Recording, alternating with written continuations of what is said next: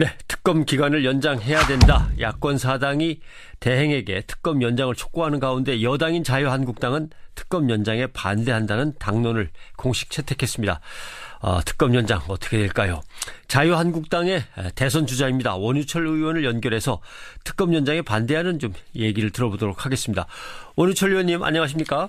네, 안녕하세요. 예. 원유철입니다. 대선 주자신데 든든한 대통령 이게 타이틀은 늘 나오더라고요. 네네.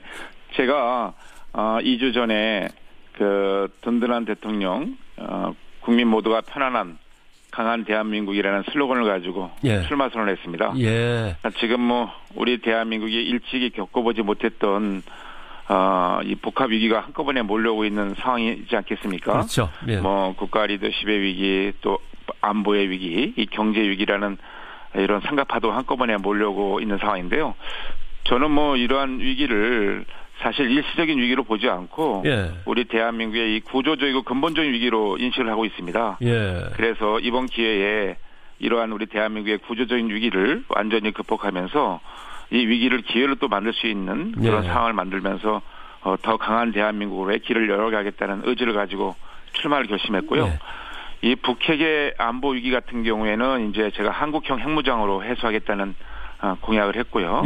이 저성장의 늪에 빠져 있는 우리 경제 위기는 한국 경제의 역동성을 회복하는 것으로 극복하겠다는 말씀을 드렸고요.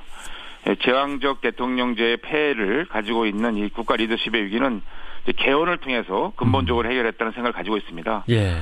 또한 저의 대표적인 이 핵심 공약이 있는데 유라시아 큰 길이라는 것입니다. 이런 유라시아 큰 길이라는 그 대한민국의 미래 비전을 가지고 이번에 치열하게 경쟁했다는 건데요.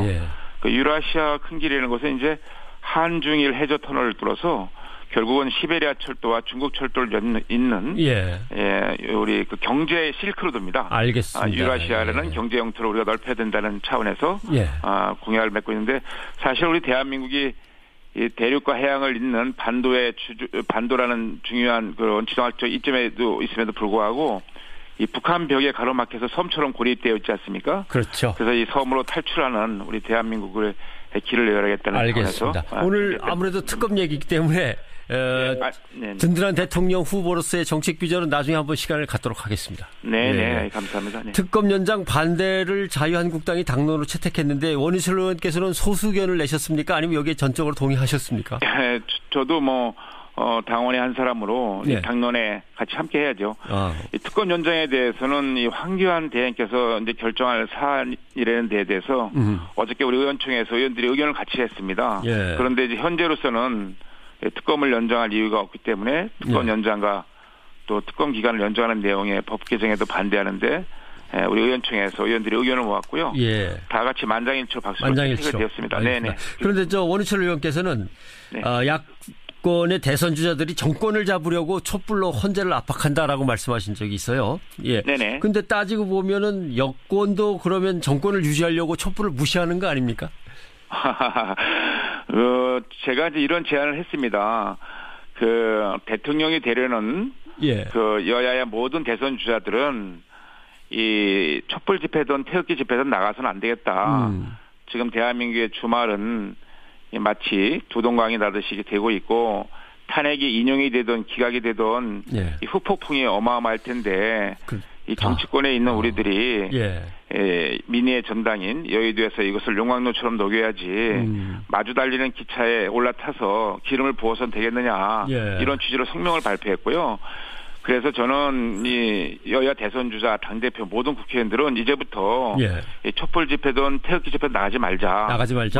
물론 일반 시민들께서는 나가셔서 의사를 표현할 수 있고 할 수 있습니다. 그렇지만 우리 정치인들은 그것을 담아내는 역할을 해야지. 거기 가서 같이 부추기고 또 그것을 통해서 정권을 잡으려면 되겠습니까? 알겠습니다. 그래서 저는 그런 차원에서 말씀을 드린 거고요. 그리고 아까 얘기하신 것 중에 헌재 말씀하신 거에 대해서 말씀드리면 지금 헌재 결정을 우리가 존중하자는 차원에서 제가 여야 대선 주자들에게 헌재 결정 승복을 하는 협약식을 갖자고 또 성명을 발표하고 제안을 한 적이 있습니다.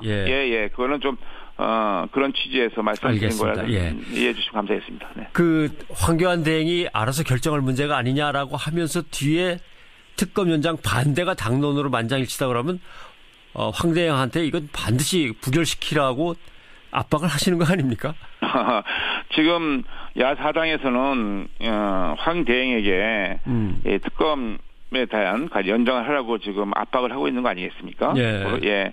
저희는 이제 그 당의 입장을 정한 거고요. 그거는 저희들이 오히려 자꾸만 계속 이 국회나 야당에서 그 압박을 하는 모양새가 과연 옳은가? 예. 특검 수용과 관련돼서 그건 옳지 않다. 저희는 일방적인 그 특감 연장 시도 그리고 연계된 이 특검법 개정안 강행 처리 시도는 어떻게 보면 일종의 정치 공세라고 좀 보고 있어요. 왜냐하면 예. 무엇보다도 야당이 이제 3월 초에 이제 이정미 대행의 임기가 끝나기 전에 헌재 판결이 나야 된다고 이렇게 주장을 하고 계시지 않습니까? 예. 근데 헌재 심판은 늦춰서는 안 된다고 하시면서 그 전제가 되는 특검은 기간을 연장해야 한다는 것은 좀 앞뒤가 안 맞는 모순된 행태를 보이고 있는 거죠. 그래서 저는 이 야당이 대선 직전까지 이 특검 전국 속에서 선거를 치르겠다는 그 선거 전략 차원의 공세가 아닌가 싶어서 좀 이런 비판도 있다는 말씀드리고 싶고요. 알겠습니다. 이제는 뭐 특검이든 검찰이든 다 사법 체계에서 진행되고 있기 때문에 믿고 정치권에서는 이 사법부에 대해서 입법권을 가지고 너무 관여하는 건 옳지 못하다. 예. 저는 이렇게 생각하고 있습니다. 청취자 문자가 바로 들어왔는데 특검 전에 70일 하고 30일 연장 합의하지 않았냐. 이제 국민들이 이걸 다 외우고 있습니다. 네네네. 이 약속은 어떻게 된 겁니까? 제가 확인해 본 결과 그렇지 않다고 얘기를 들었습니다. 그렇지 제가 않다? 직접 그 당사자한테요. 알겠습니다. 근데 국회가 특검을 하자고 한 거고 수사가 미진하면 수사를 더하면 되지 뭐 이렇게 간단한 문제를 수사 중단 압박, 수사 방해가 당론 이렇게 나가는 거는 좀 초라하지 않냐. 명분상. 이런 얘기입니다. 지금 이게 사실 특검이라는 것은 이제 정상적인 상황은 아니지 않습니까? 이 검찰, 그러니까 법안의 통상적인 제도권에서 해야 되는데 그럼에도 불구하고 우리 여당이 당시에 양보를 해서 이 특검의 검사를 야당이 추천한 사람 중에서 대통령이 임명하게 되지 않습니까? 사실 이런 적이 없었어요. 이런 법안이 아시다시피.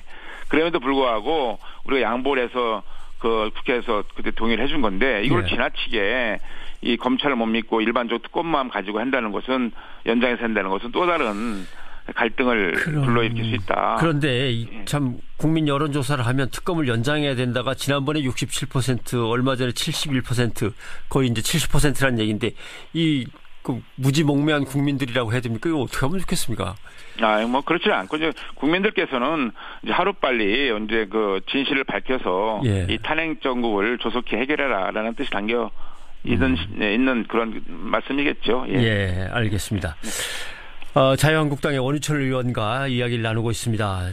대선 주자로 이제 등록하고 활동하고 계신데, 근데 특검법을 국회가 만들었는데 법을 만들고 법을 다시 부정할 거면 참 난감하지 않냐. 이제 이런 여론도 참 많아서 말이죠.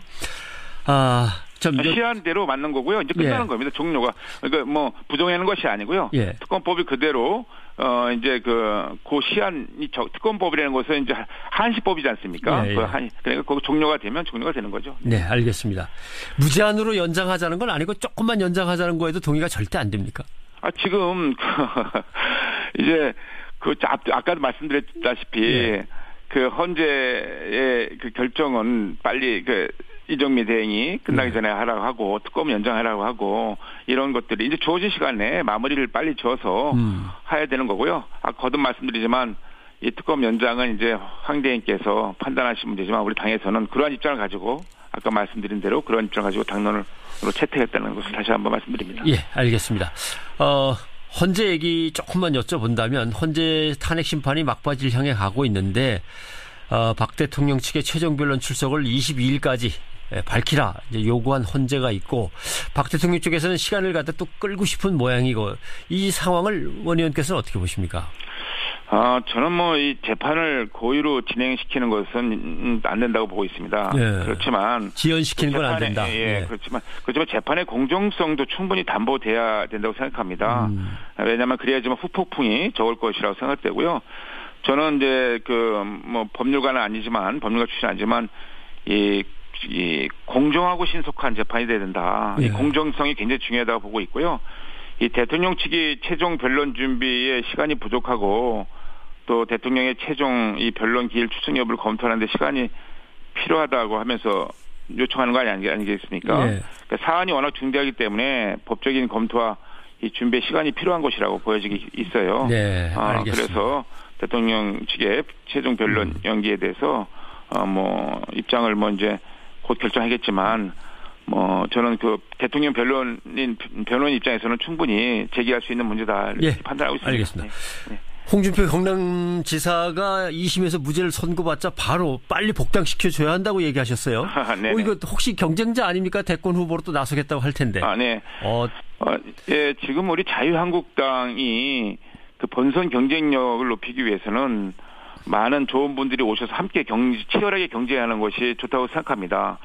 단순히 후보가 되려고 하는 거지, 되는 게 중요한 것이 아니고, 예. 후보가 돼서 당선이 되는 게 중요하지 않겠습니까?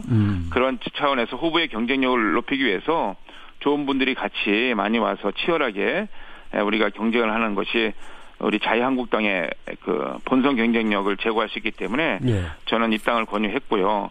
그래서 치열하게 저하고 이제 하자, 네, 그랬습니다. 그리고 예.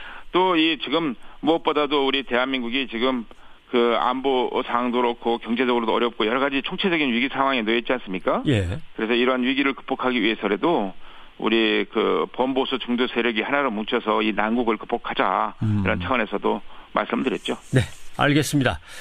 오늘 자유한국당의 지금 대선 주자로 나서신 원유철 의원을 모셨습니다. 오늘 고맙습니다. 네, 감사합니다.